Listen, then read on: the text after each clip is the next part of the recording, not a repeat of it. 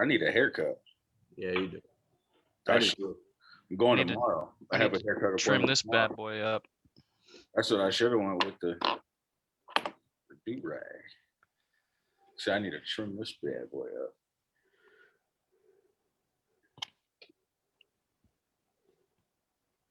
Dr. Harvey has been early 2 weeks in a row. I know what's really going on. Hmm. What's really going on? Trying to get canceled. Try, Man, try to get canceled. cancel me out their life if they want to. That's fine. He ain't trying to get canceled. I got other people that understand my worth. And if I do something worthy of being canceled from somebody's life, cancel me from your life.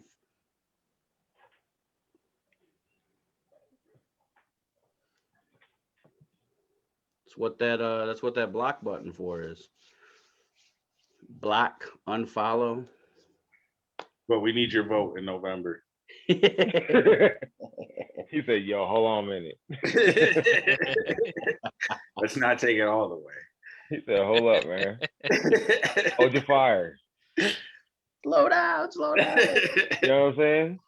Hey, Dr. Harvey, the same, regardless. Yesterday, today. Hey, slow down there. We don't need that. We don't need that. Catch.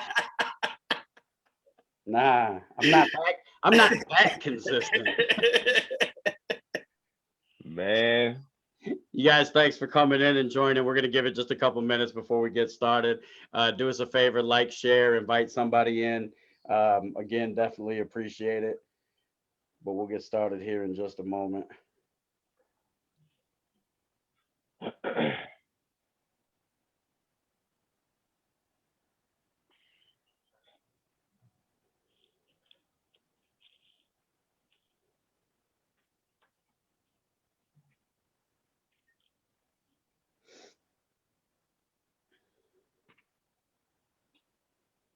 It's all quiet. Yeah, we were just talking. Can y'all hear that in the background? I was just thinking that we have the two Army guys on here, so we're on time. It's always the Marines that are late to the party. oh my goodness. I love the old Fania records, man. Willie Colon, Hector Lavoe, like. All right. You said Willie Cologne? Yeah, Willie Colon and Hector Lavoe. Okay. Taking Oscar is what is the song that's playing in the background. Like one that he Of course, did with. don't have the rights to the music. All right, you guys. Again, thank you so much. We're gonna get started here, but thank you so much for joining us. If you can invite somebody in, like, share. As we get into tonight's topic, maybe a little sensitive, maybe a little difficult, maybe triggering. Even for some people, I want to encourage you to participate and conversate with us in the chat. Make sure that you're staying respectful. That's the one thing that we definitely ask is that you stay respectful of other people. We can disagree and not get disrespectful. So keep that in mind. And with that being said, though, we are going to jump into tonight's topic. Well, actually, yeah. We'll jump into tonight's topic. I don't really have too much to go on. We're still polling for Mr. Johnson here for Ward 4 here locally in Olean, New York. So we're waiting for that appointment. And, of course, the election coming up in November anyway, regardless of appointment or not, he's definitely polling for Ward 4. So I want to encourage you guys that are here locally to continue to show that support and definitely appreciate it. But as Dax, Steve, thanks for joining us tonight. We got Yes, Danny sir. out. Danny, he's doing something in area codes. I don't know. He gets that pilot's license and just he's zooming. So, no, it's hopefully he'll be with us again next week. But we hope he's enjoying himself and having a good night. So tonight's topic, if you guys looked at the title, saw the post earlier, is cancel culture. Cancel culture, I think, on a couple different levels is something that's misunderstood. I think it's something that's taken to an extreme in a lot of cases. And I also think that sometimes when something happens, we throw, and I say we, like just people in general, tend to kind of throw a temper tantrum in reference to whatever happened, and we label it cancel culture. But if the same thing happens with something that we agree with, or if it happens in a manner, in a fashion that we agree with, then it wasn't cancel culture, it was doing the right thing. And so we're gonna kind of talk about that a little bit tonight, give our thoughts. I'm sure the four of us have a little different perspective than the other. We may have drastically different views on it, and you may have different views than we do. Again, we want to encourage the conversation. We want to make sure that that every conversation does count. But with that being said, we're going to jump into that. And I wanted to read real quick what if you go to dictionary.com, right? Like pop culture dictionary, for cancel culture, one definition is cancel culture refers to the popular practice of withdrawing support for or canceling public figures and companies after they've done or said something considered objectionable or offensive. Cancel culture is generally discussed as being performed on social media in the form of group shaming. Now that's one explanation of it.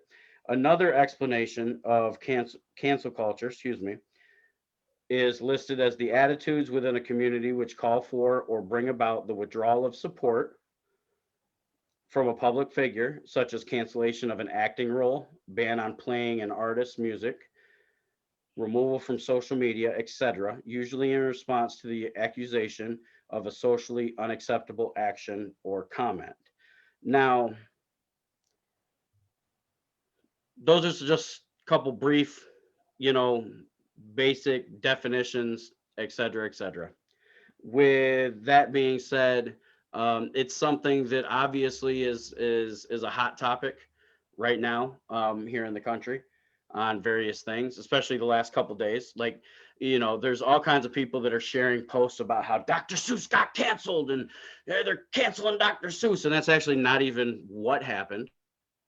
The organization that is charged with protecting and directing Dr. Seuss's legacy, Dr. Seuss Enterprises, they made the decision internally that based on content of 6 of their lesser known titles, based on content that was considered racist and offensive, that they were going to discontinue the publication of those particular books.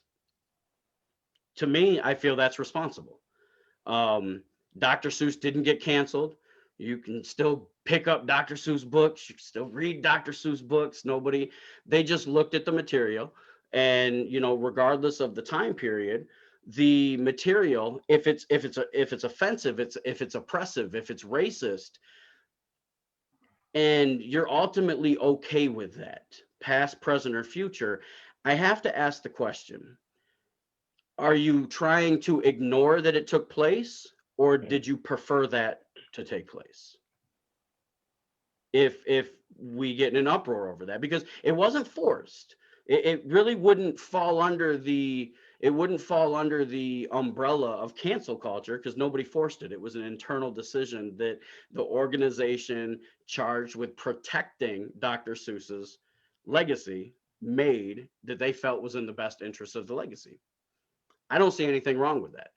Honestly, personally, I see oftentimes private corporations addressing racism, addressing bigotry, addressing these types of issues much better than our government does, and much better than churches do, much better than the average citizen does. I think that was a responsible approach.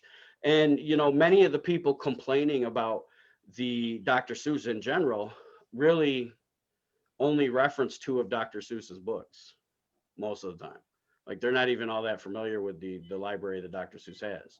And I can't say that I know every title myself, but I think that it's one thing to acknowledge something as being offensive and addressing it, and trying to erase it, if that makes sense. Like, they're not erasing this man's legacy. They just made a decision not to continue to publish it, to push it out.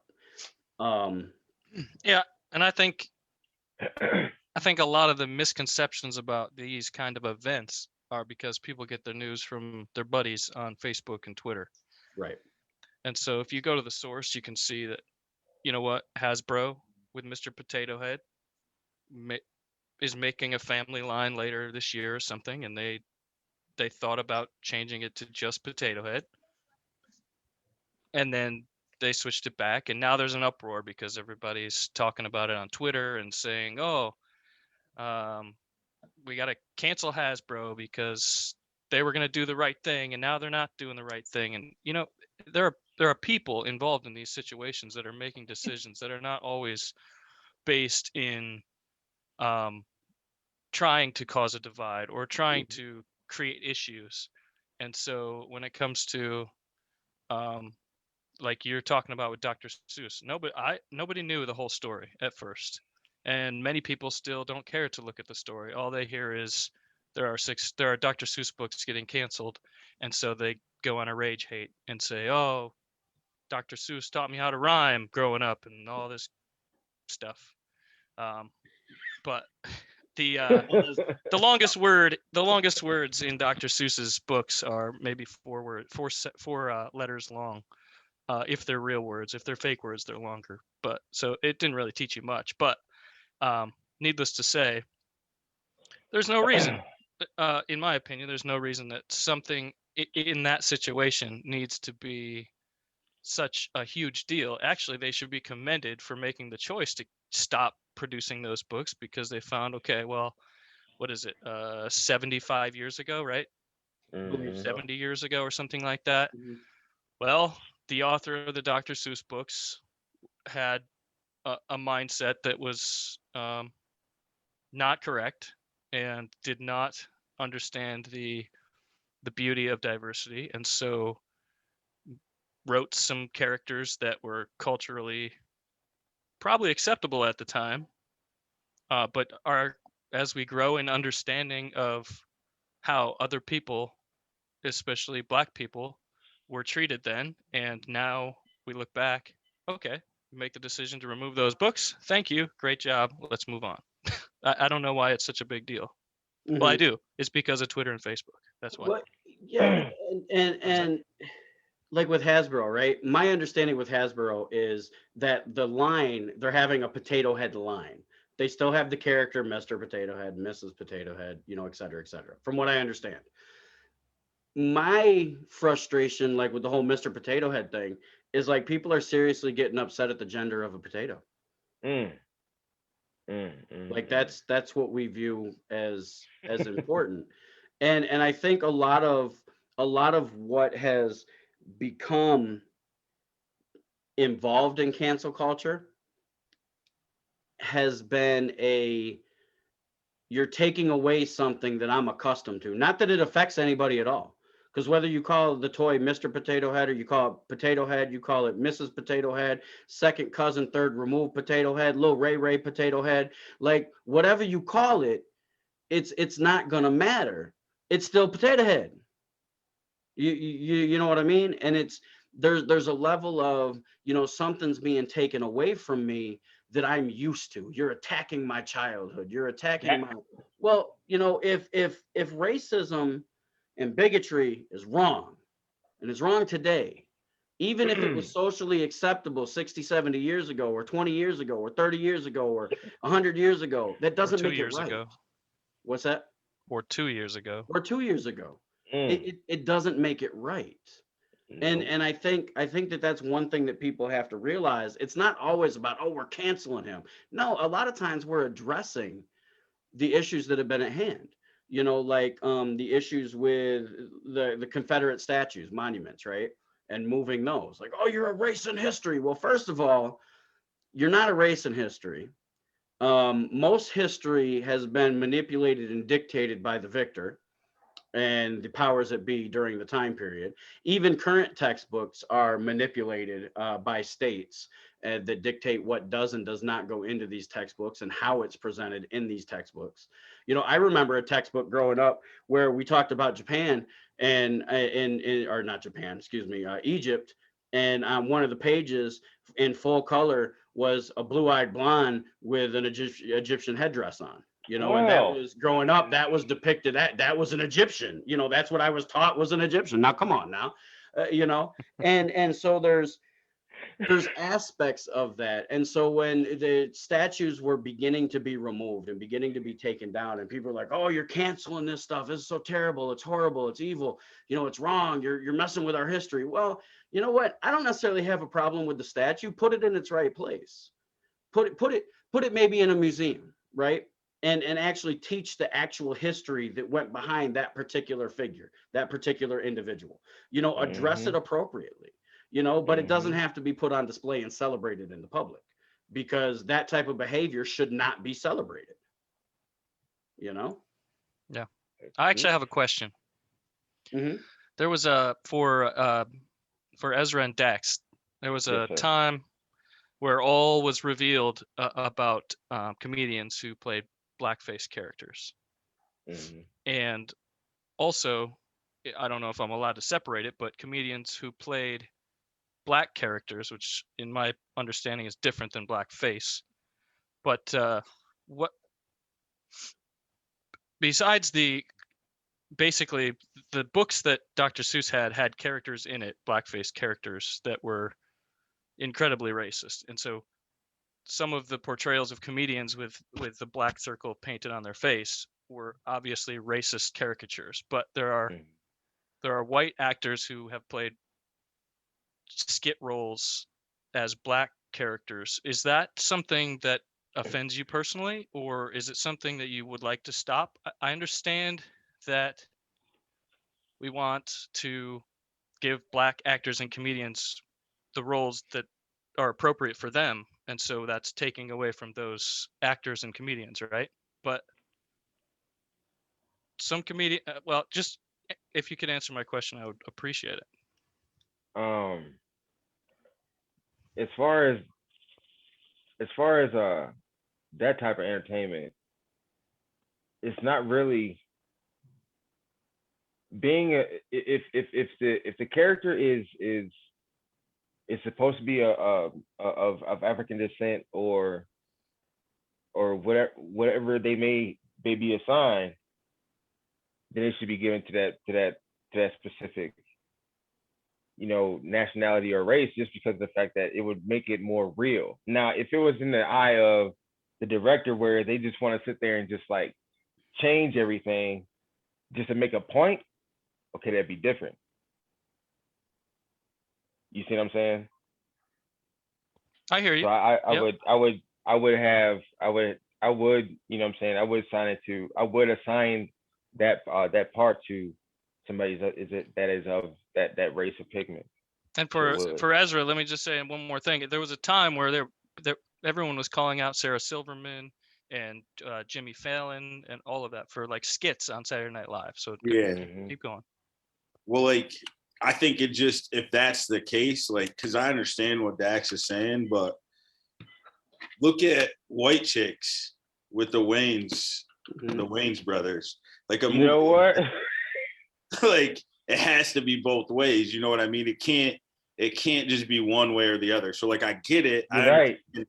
But at the same time, like, we preach equality with things. So, like, I get it.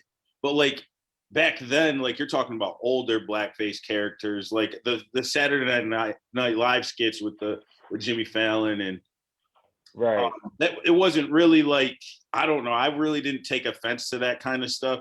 I guess I'm kind of different when it comes to it, because even like Dr. Harvey was saying with let's take the Confederate flag, like he was talking about earlier. Like, I think those things shouldn't be flown publicly at like a city building or out in a park or something like that the city owns. But if you want to be at home and you want to fly that on your house, this is America. I can't tell you how to feel. Like, that's what those guys put on that uniform for, for that right. You know what I mean? Yeah. But if it's a federal thing, though, like if we're talking about like a governmental thing, like, no, we shouldn't be gloating around like this is our heritage, like praising it. But if you're a person and you want to be that disinformed, then that's what you're gonna do. Yeah, you know? I think like, I can't cancel you for how you feel. If You know I what I can, mean? yeah, just I kinda understand. kind of interject, like talking about white chicks, right? So, Yeah. Steve, when you were talking about that, the first thing that came to my mind was Tropic Thunder and Robert Downey Yeah. Jr.'s role in Tropic Yep. Thunder. That's fine. Because recently he was brought up, everyone wanted to cancel. I say everyone, I mean, people wanted to cancel Robert Downey Jr. because of that. And I think that there's a, like Ezra was saying, and even Dax was saying, there's a difference between the blackface portrayal of the past. Like there was a point in time where there was a minimum of how many people of color had to be available to perform, because one individual wasn't considered enough to entertain a white crowd. Yeah. And that was actually, it was actually dictated in theater. And so there's those aspects of it. But I think, like I said, I think there was a difference then. And I'm not saying, like, in reference to White Chicks, right? You bring up White Chicks. That movie was written with that specific role in mind, right? Tropic Thunder, specifically to Robert Downey Jr.'s role, the role was written specifically for that. Now, whether an individual agrees with that, disagrees with that, or whatever, it wasn't intended to be, in my opinion, a black face or a white face in the case of White Chicks. Okay, it was just part of what the movie was, etc. Now, if they're Dave Chappelle does it too. right, yeah, Dave Chappelle. Now, Yeah, he plays a terrible white dude. He's too dark skinned Oh, for that. damn. he also plays But it's Clayton. funny. Yeah, it's so funny. For The one where they trade wives. Yeah. That was a good one. Sorry, your voice cut out, JR. What is Go ahead. Oh, this? sorry, but in reference to, I think when you start talking about roles that you have historically, figures of or individuals of color, and like let's say we're going to do a Malcolm X movie, right? You're not going to cast a white guy in Malcolm X's role. Not Bingo. at all. That's not gonna happen. You Not at just all.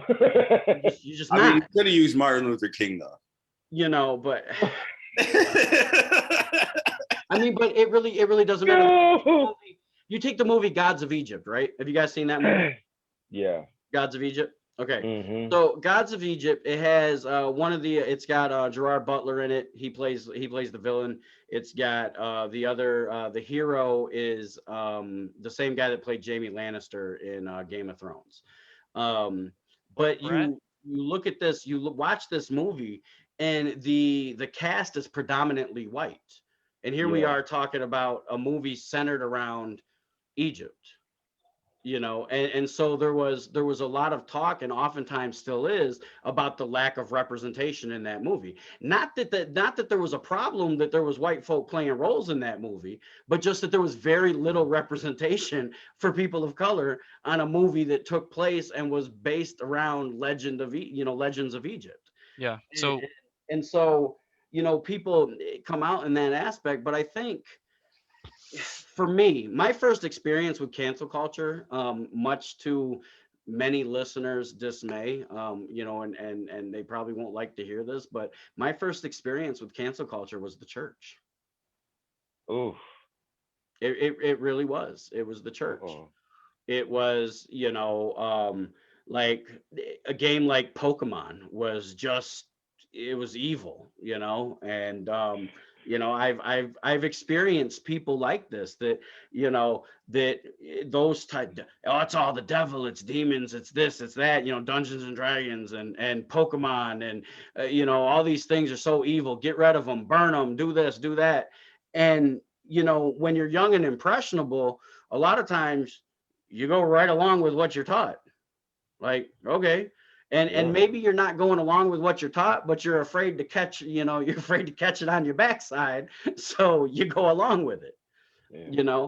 But that was my first experience with cancel culture. And a lot of times in the church, even today, if you're not doing what the church wants you to do, they cancel you. If you don't agree, if you have a difficult political opinion, a lot of times, all of a sudden, is this heresy? This must be heresy you're talking about. Oh, clearly you don't know your Bible. Clearly you don't know. Oh, you don't have, you don't have faith because you want to wear a mask. Like, and so you start canceling people out. As recent as this last year with the whole mask thing, you have, conservative groups and churches canceling people out because folk they felt comfortable wearing a mask. So let me Yeah. reply real quick.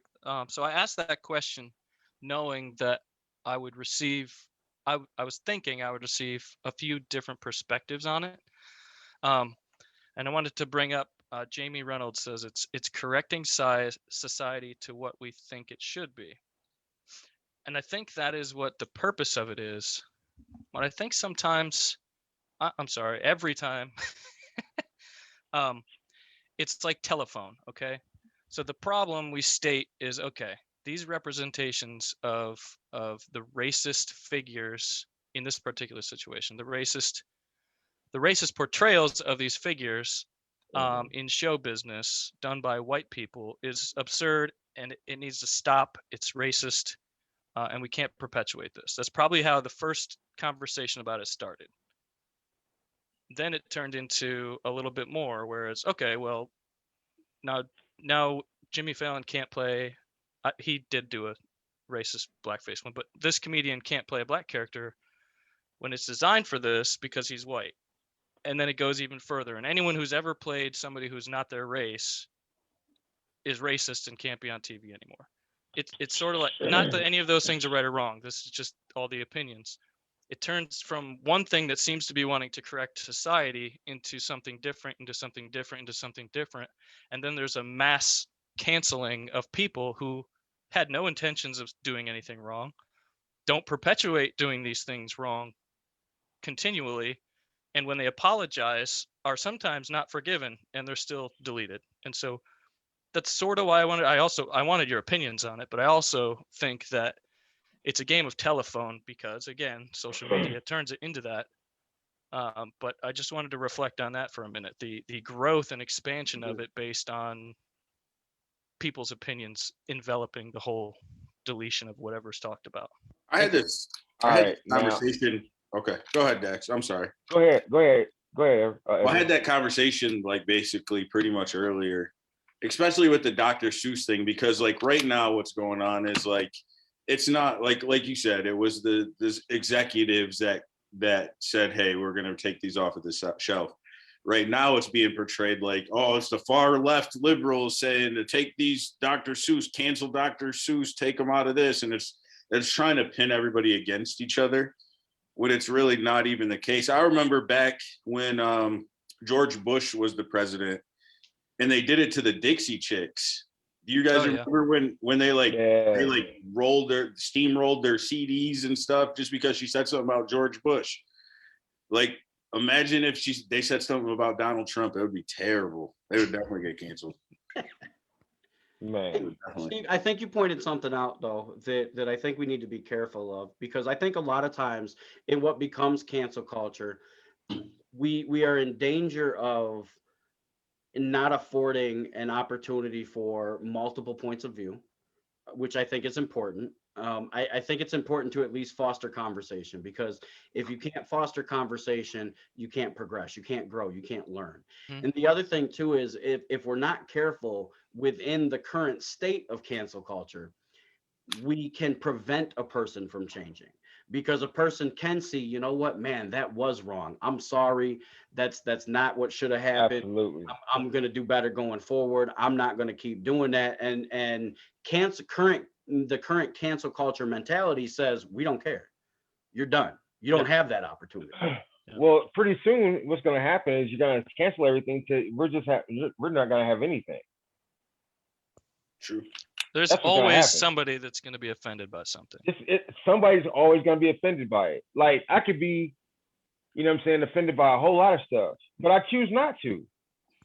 A whole lot of stuff. And I think there's a difference between an offense, being offended by something or being bothered by something, and something that's simply disrespectful, racist, bigoted, Right. These But I are think right. cancel culture has enveloped wow. all of that. But Jamie that's where said, do you think Cuomo would change? or Cosby for that matter. I don't know if individuals would change, and I'm not saying that those particular individuals would necessarily change, and that's not what I'm saying at all. Right. But people that do make the attempt to change, a lot of times, see, cancel culture isn't just on a national platform or a public platform that That's national media portrays. It happens in our small everyday communities, and people aren't afforded those opportunities to grow sometimes.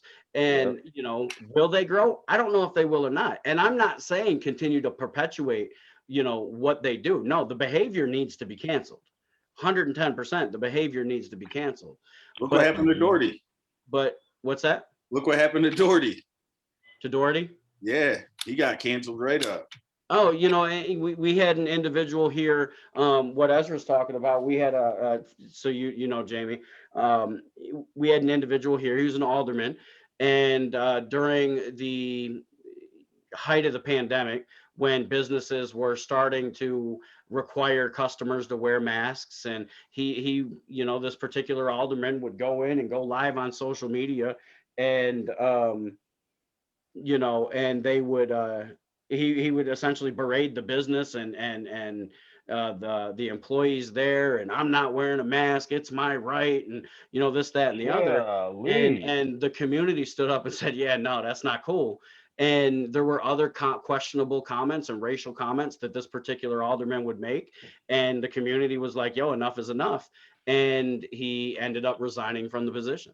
The community was tired of it. And, do they need to grow in a national spotlight? No, Jamie, not at all. And that's what I'm saying. They don't need to grow in the national spotlight. I'm not saying continue to perpetuate the behavior or excuse it.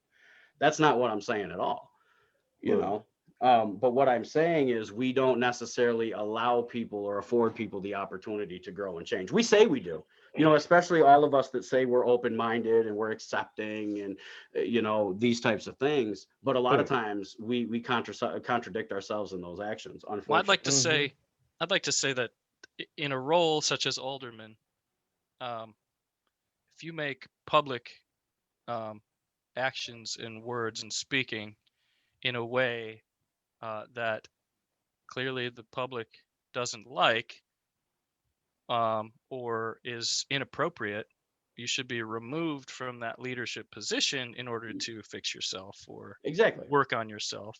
Exactly. And I don't know if Doherty will ever get a chance again, but I say that if he finds out that, yeah, I made a dumb choice and it was a bad year of my life, etc., whatever, and decides to run again, he should be given a chance. Some people will hold a grudge. It's fine. Absolutely. I believe he should be given a chance to make amends. Now, it's strange because we see, and a lot of this cancel culture is for famous actors, actresses, famous companies, where many people see those figures as leaders. I mean, I don't see any of them as leaders. They're entertainment. And so I feel like it should be treated differently. But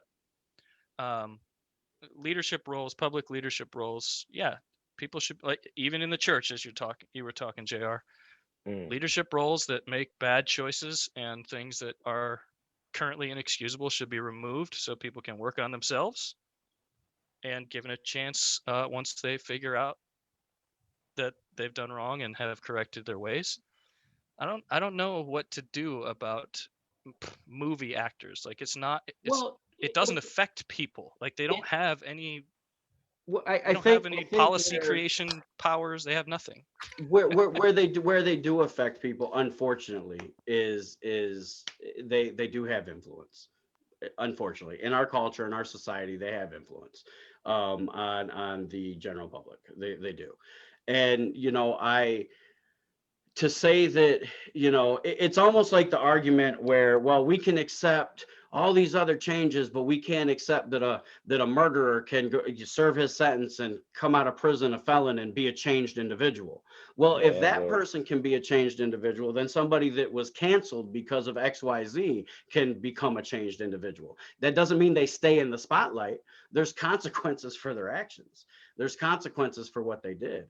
And I think until a person can get themselves right, regardless of whether it's on a national platform or a local community, if they're out and they're doing these things that are, racially insensitive and, racistly, driven and bigotry, you know, etc. Just going out and being nasty to folk to be nasty to folk because they think that they can, you know, at that point in time, yeah, you need to just step out, step down, be shut down until you can show that you're somebody else, you know, until you can show the change. But I don't believe you should maintain your public platform at all. You know, I just don't. Yeah, and there are a lot of people that think that cancel culture's gotten out of control. It Um, is. but I think the reason people are starting to think that is because it just keeps each individual claim keeps snowballing and absorbing things that perhaps weren't a part of the original purpose to be shut down or to figure out or to fix, and it just keeps growing because people, I don't know, they want to call something out that makes themselves feel special or important, and so it Yes. just keeps getting called out, Yes. and then those people have to respond in ways that perhaps they shouldn't have to, so they make apologies for things that they have to publicly, but it's not something they in my opinion should ever have had to apologize for. Thank you. Exactly, because there's a lot of things that didn't even involve the public. It probably involved themselves as children back in like 1975 when they Yeah. weren't even thought of. Yeah, You know, I mean, and think- here's something I saw today, was that Man, there's Generation Z, whoever that is attempting to cancel Eminem, I read because that. of his lyrics and songs. And You know what though? Here's my thing. Here's my thing though. We laugh like M's been attempted to be canceled by multiple generations. multiple governments. You know, yeah, I mean he has, and you know it is what it is. And I'm gonna say this: you as an individual have a right to have an opinion. You do. I don't feel that you have a right to express that opinion when it becomes hateful, when it becomes purposely disrespectful. You know, I don't. And we can disagree on a lot of things. Racism's not one that I can disagree with you on and still be cool with you. That just, it is what it is. I'm just not there, you know, and I don't ever want to be there because it's not something I feel should be accepted on any level in any manner. Yeah. And so, you know, with that being said, like you talk about Eminem, you read that. I read today that there was a Christian adoption agency. Essentially, they have labeled themselves a Christian adoption agency, and sometime over the course of the last week, they made the decision to, you know, and previously this wasn't their policy, but they made the decision going forward that they would allow, you know, LGBT couples to adopt from their agency or whatever, where previously that wasn't the case. And you know, you look at the comments on the article, and there was so much hate that was on that article. And you know, oh, you're the Christian this and the Bible that, and quoting this and quoting that. And one person, they put up a comment, and I'm going to paraphrase because I don't remember exactly what it said, but it said something to the effect of, you know, well, it's better than these kids being homeless. It's better than these kids being shuffled around through the system. It's better than these kids being in, you know, abusive situations, etc. And you know, not only that, but a lot of agencies or organizations that work with the government and get funding from the government. If you want your funding from the government, you don't have the luxury to pick and choose, you know, what people groups you're going to work with, you know. right. And if it's that big a deal, here's my thing. If it's that big a deal to all these people that all of a sudden have an opinion on it, that aren't adopting these kids in the system, that aren't helping with these kids in the system, that aren't funding this agency, well, step up to the plate then. If it's that big of a deal, if it's such a conviction for you and your faith, step up to the plate. But we don't. We want to apply cancel culture where it's convenient. And that's my biggest issue with cancel culture, is that a lot of times it's where it's convenient with certain groups. And I struggle with that. That's exactly what He it is. says, I It's think the nothing term but- is misused for Seuss, etc., because no one did cancel it. It's a way for conservatives to mock liberals for their sensitivity. And she goes, and I love Eminem. And I think you're right, Jamie. That's one of the things that we are saying, is that people are taking things that are changing that they don't want to change, and they're, like Ezra was saying, and Steve was saying, Dax was saying, assigning blame places or playing the telephone game, or like Steve said early, most people don't understand that Dr. Seuss Enterprises made the decision, because somebody on Facebook put a post up talking about, liberals are canceling Dr. Seuss, and so that it just spreads like wildfire. Yeah. I mean, and Eminem did hug Elton John. They hugged that out. So I think it's interesting because Eminem envelops all of the things we talk about that we want to cancel. So he did He really does a lot of times. Yeah. He did in the past. He had some song about a girl and he used a racial slur, and he has apologized in songs for 20 years about that, what he did 25 years ago, 30 years ago. He has songs about beating his wife, and well, not just beating her, killing her and putting her in the trunk and driving her to the river. He has songs about, Don't talk about Stan. If they cancel Stan, it's over. he has songs about all kinds of things that are controversial. And I want to, it's interesting for me because for the past, I'd say 15 years or so, I've considered Eminem an actual artist, not just a rap artist, or he's an artist, a poet, a lyricist. He's a lyricist. And it's tough because you talk about Dr. Seuss, and he was an artist, and he was a writer, and he wrote books.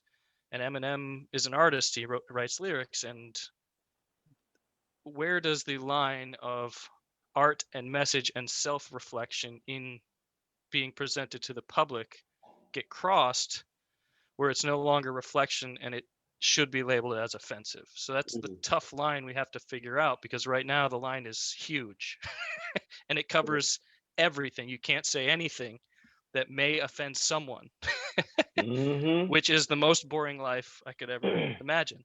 And it also limits art and expression and self-reflection in a way that I don't think is healthy. But I do think correcting society to adapt its acceptance of what is okay and what is not okay is good. But expression of art in the mix there is also, it's confusing to me, and I don't know where it's going to end up. And the four of us have no control over that, but it's something to think about with this topic of cancel culture, because I think it's huge. What I've noticed pretty much that's been going on for like the past, I'll say 10 years. It's just been like this wave of negativity all across the media. And this cancel culture is like the cherry on top of it. That's exactly how I see it. Because it's either somebody's getting killed, some house is getting robbed, or somebody's getting their reputation slandered all across the media. It's all of it. All of it is crazy. I've noticed this for the past 10 years. And that's when cancel culture started. And it's been going right down the drain ever since. Well, I can definitely say that I think it's been around longer than that. I think we just probably longer than that. I don't remember like exactly when this happened, but I remember the first time I can like speak to it from myself, just from my experiencing and learning what it is. Because at some point, like at the church level, I remember when I was younger, my mom wouldn't let me watch Harry Potter because of like growing up in the church and the witchcraft with that. And she since like changed her opinion on that whole situation. So I get it. So don't cancel my mom out. She's like, please don't. That's my story to tell. You say that about Harry Potter, right? Because of the magic and it's witchcraft. But the same group of Christians that cancel Harry Potter will tell you to read The Lion, the Witch, and the Wardrobe. Will tell you to read, books written by C.S. Lewis that were fantasy and magic related, or by Tolkien, or these types of things. And a lot of times it's based on what we're comfortable with and what we've been taught, because we don't tend to research ourselves. Right. It goes back to the whole Twitter epidemic. Ezra, what else did your mom cancel for you? Well, it wasn't my mom. So I remember this time, like I don't know how young I was, but I remember like I had to have been in middle school, maybe like it had to have been like 6th or like 7th grade. It had to be middle school. And do you guys remember Imus in the morning? Remember what? Imus. He was like a radio guy, a radio like kind of like a Larry King, but it would be on TV. Can't He- say that Oh, I do. no. He said he called a whole entire girls basketball team a bunch of nappy headed hoes. Oh, wow. And he said this on like a national stage, and he got canceled immediately. Like the next day, like they shut him right down. And that was, but like something like that, like, yeah, you deserve to be canceled. Like you can't just say that about like Yeah. a whole team of females and not expect to get your show canceled. Like things like that I get, but then at the same time, like Steve says, and like you said, Dr. Harvey, and I believe you did too, Dax, like there has to be a time where like you have to be able to like say sorry, and then we have to like take your word for it, and then we can go on from it. What? You know, Yeah. it's I not don't just think something it's you can just- just like, you obviously had that in your heart, but like you're gonna have to work through those issues before we can get to the level of, okay, we can accept your apology. Right. Right. There's Right. gotta be It's action. got to be like a type of it's got to be a some type of trust between the two entities. Right. Because otherwise, if you haven't changed and you sitting there talking about, you know what I'm saying, you used to do this, that, and the third, that never happened again, so on and so forth. But turn right around, you do it again. What's the point of even sitting there saying all of it? Mm-hmm. Mm-hmm. Yeah. You know? No, and like Jamie knows who I'm talking about. She knows The guy you were talking about, she said he was a shock jock, kind of like Howard Stern. And like we have, like Ezra, you and I were even talking earlier today that we tend to get more people involved in the podcast and in House Call on Thursdays when it's a more controversial, shocking, emotional type topic Mhm. than if we, even if we're just talking about, like if we just talk about personal growth, or we talk about an aspect of Women's History Month, or whatever, we're not going to get as much participation historically, if you look back at the episodes that we've done, than what we do when it's a shocking and controversial topic. We in America, as much as we talk about I'm staying out the drama, man, we love being in that. Americans Yep. love drama. Oh, We yeah. want the tea. We want you to pour it. We're going to drink it, and we want you to pour us another glass. Like, we as Americans want that. And so, That's sad. What is he gonna say about this? what's that? What are they gonna say about this? It's all like, They want to catch us. it's like, Man. what are we doing? And But that's I get it. I mean, I do, and I get the entertainment business capitalizing on it. I think one thing that Jamie said earlier in the comments, she said she wished the news would report on news, and reference actual, I believe she said science in there. Yeah. And I just think in general, I wish that the news would report news and not opinion. Like, I don't mind Yeah. opinion segments, but because this is an opinion segment, like what we do is an opinion segment, Yes. but label it as an opinion segment. Don't label it as news. And Right. and we've got to do better than, like, if we don't agree with it being it's all fake news. I don't agree a with it. responsible news broadcast about Dr. Seuss would have been, in the news today, the cancel culture is deciding that Dr. Seuss books are racist and you shouldn't read them. Here's what actually happened. And then go to the company and talk to Right. the company about what choices they made before any of Right. this happened.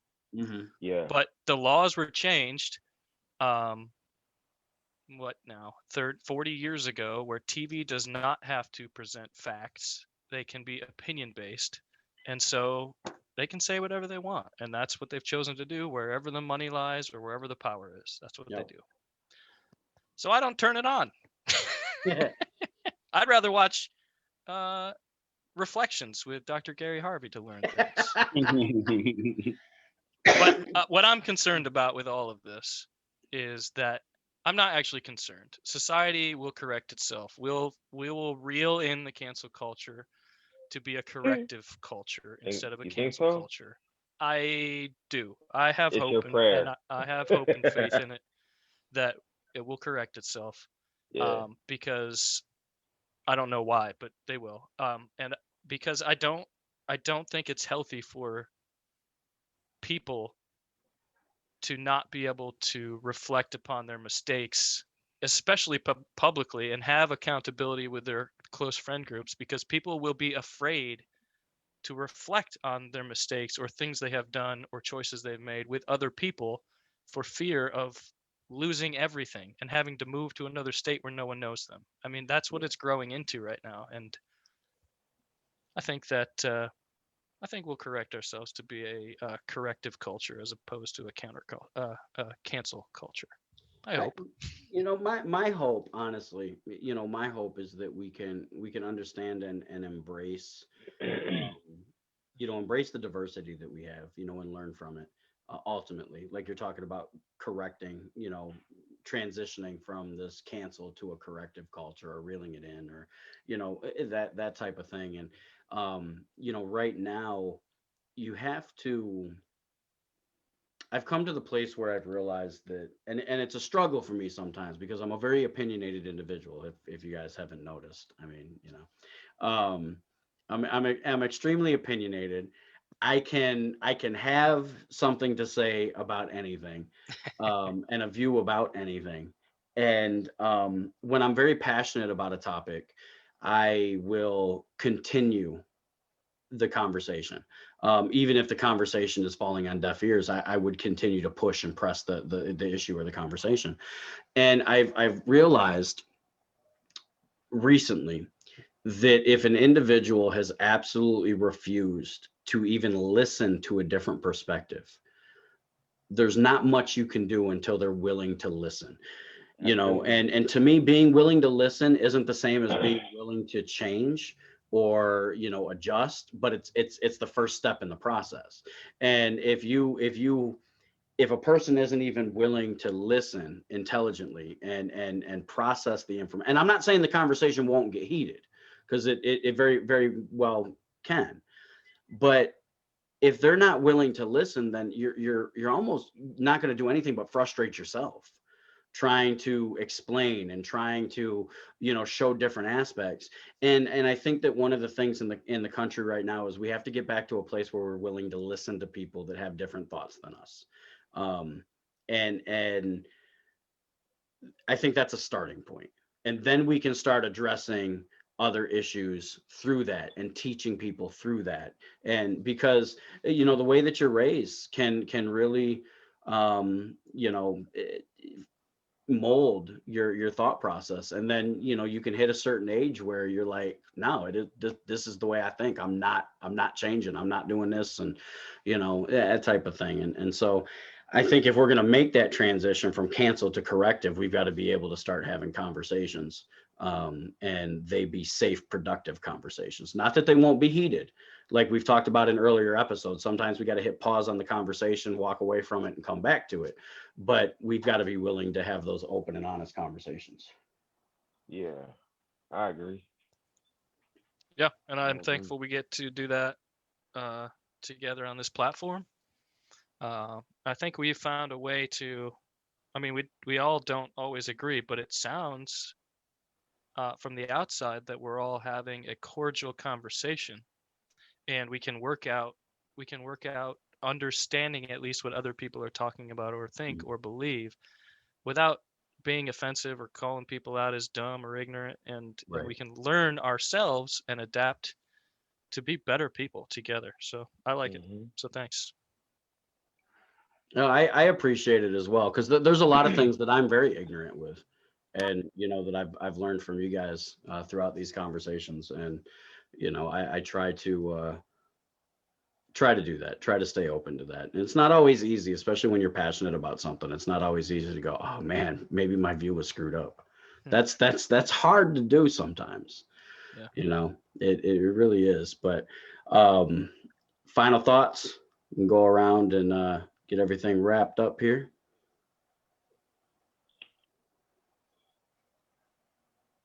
Good talk. I'd have to say that it was a great conversation tonight. And I want people to really recognize that cancel culture could go both ways. And sometimes people just try and pin it to make it look like it's something that it's really not. So take time to do your research, understand what it really is. And that's one way we can move forward, by having a difficult conversation, just like Steve said just a few moments ago. But I appreciate you guys too for us being able to have these kinds of conversations together. And it's not always in agreement, but we always can come back week after week and still do it. So thank you guys. I appreciate it. And wherever Danny is, I hope he's okay. So keep him in prayer. I'm telling you, let me close like this. Danny is with Ludacris right now. They both just recently got their pilot's license. So they're teaching each other their tips and tricks. Nice. So I think they'll be all right. They're pros. Area codes. But yeah, so I'll just close like this. Cancel culture.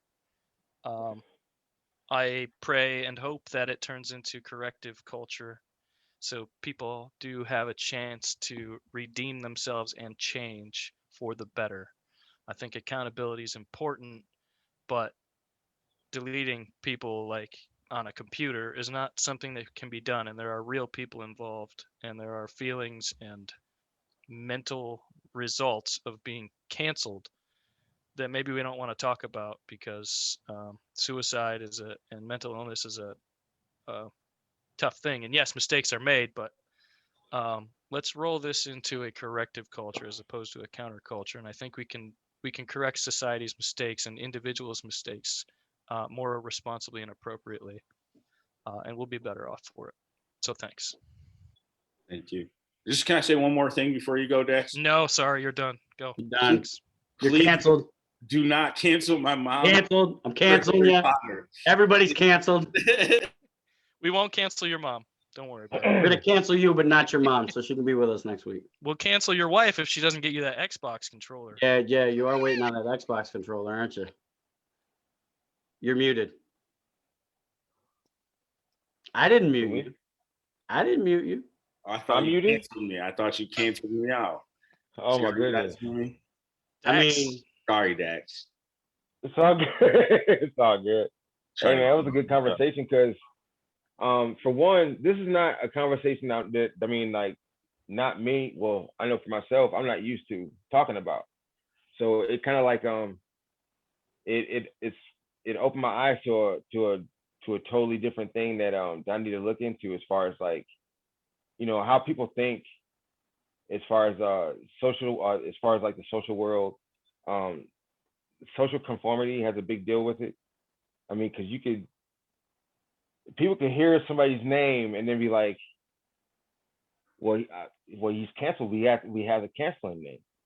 It's just that machinery. It's just that reactionary with a lot of people. And I mean, we gotta, like, well, it's not like we gotta get to the bottom of it, but at the same time, it's kind of like, it'd be interesting to see why people just follow along with it just like that.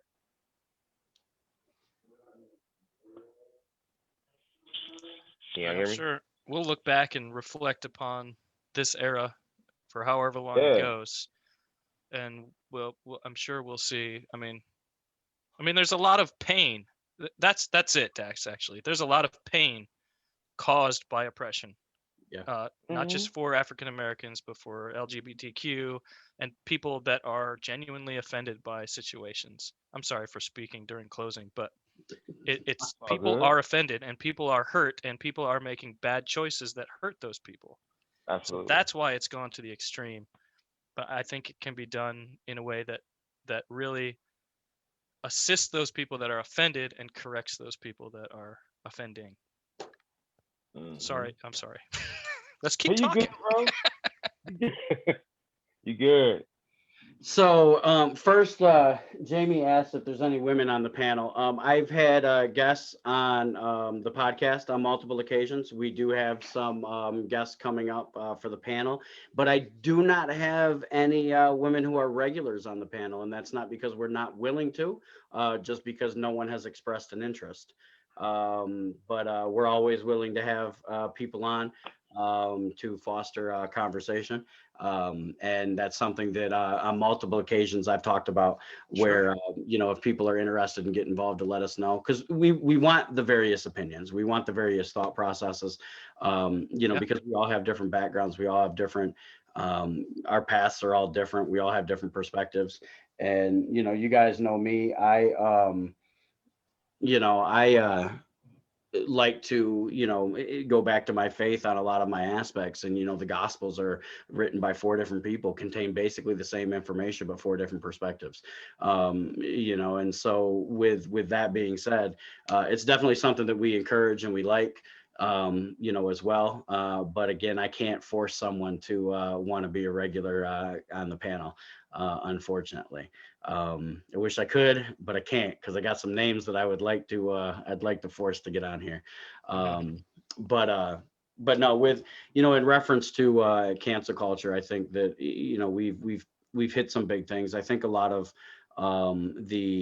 Dax just now asked, well, why do people just go along with it? And I think sometimes they don't know what else to do. They want to make a difference, and they feel that's the way to make a difference.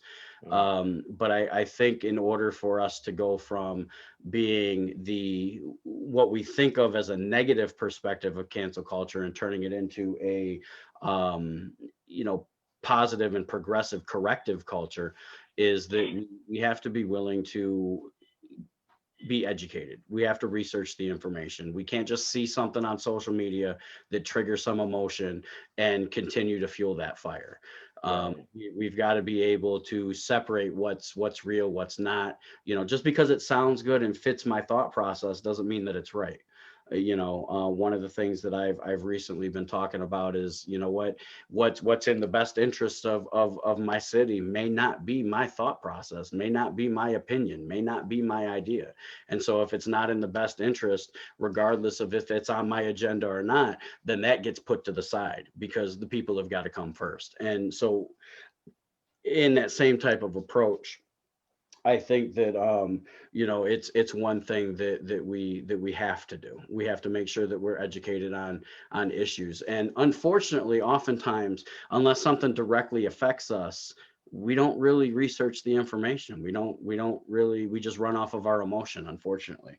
And I think as long as we continue to do that, the negative effects of cancel culture will continue. I do believe there's some positive effects. It does hold people accountable. It does force the hand of change. But I think that there's a way to do that we can make sure that it stays positive and stays progressive and doesn't turn into a type of oppression itself, if that makes sense. Being restricted on Facebook or Twitter, or listen, when you sign up for these things with private companies, you're agreeing to terms and services. You don't adhere to terms and services, you lose that ability. I can't go walking through Walmart with just flip-flops and a fedora on, it's just No, you cannot. No. It's I No, sir. can't walk through Walmart screaming and yelling at people and doing whatever I want to do. I'll be walking out in cuffs. And so the same type of thing is true on these social media platforms and those types of things. And so we have to take responsibility for our words, take responsibility for our actions, and understand the consequences that come with both, in going through this thing. But I think Steve's right. I'm hopeful that we can turn it into a progressive corrective culture. I hope it happens in my lifetime.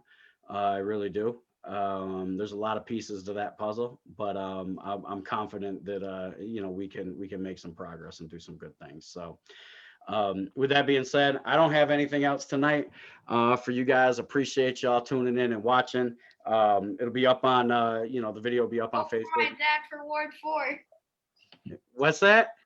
He said, vote my dad for Ward 4. Vote my dad for Ward 4. Yo.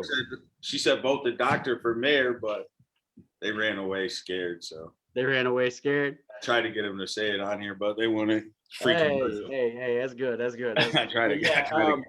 The podcast and house call are not only are they on the Facebook page, but the YouTube page as well. The YouTube page, Reflections with Dr. Gary Harvey. If you haven't already subscribe to that, share, like it. We appreciate it. We like to continue to promote various businesses and artists and authors and et cetera. We try to do that as well. And of course, if there are people that want to hop on the panel, even if it's for like a one time, like I said, we've got some people coming in the works down the pike. But if there's somebody that wants to be a regular, send us a message. We'll definitely consider, and we can go from there. But appreciate you guys tuning in, and we'll catch you next week on House Call, where we make every conversation count. All right. Good night.